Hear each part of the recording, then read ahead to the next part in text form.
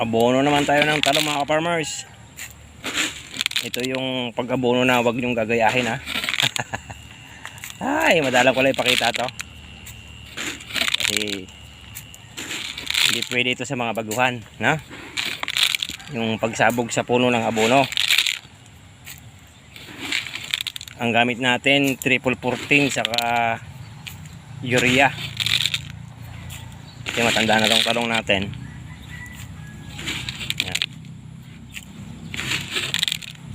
Delikado yung pag-abonong ganito, ano, lalo kung hindi ka marunong.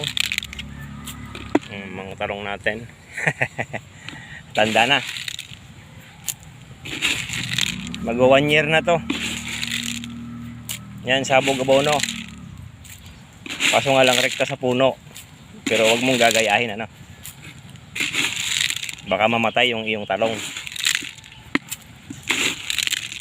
Ang ratio natin 1:1. 1 kilong urea, 1 kilong triple 14.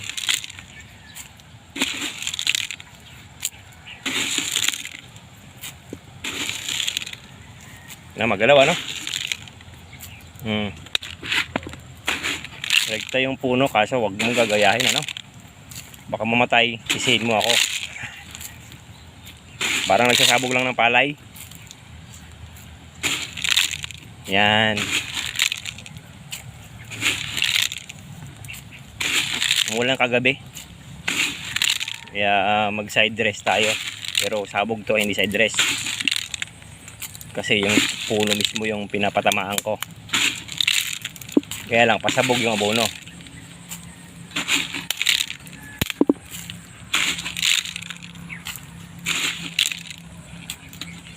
Yung itsura ng talong nating matanda, pinutulang ko na kasi.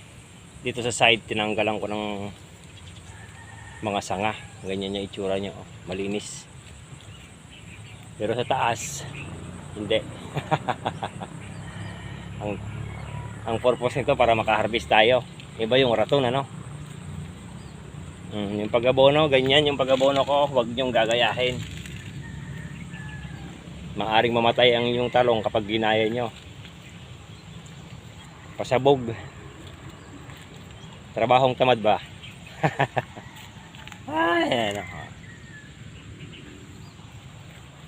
No, yung abonong ginamit ko 1:1, 1 kilong urea, 1 kilong triple 14. Pero ang ginamit natin lahat dito ay tig 3 kilo. Minix natin. Umulan kasi kagabi. Ayan, ganda na. Panibagong talbos na dito sa side.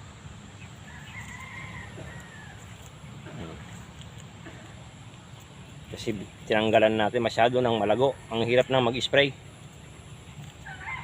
Naglaylay na dito sa side, kaya binawasan natin. Ang bala ko sana ay raton, kaso nga lang pag raton, totally wala kang mapipitas pag raton. Kaya ang ginawa muna natin ay nag-side cutting tayo. Taas na kasi, oh. Lahat ng sanga dito sa side tinanggal natin.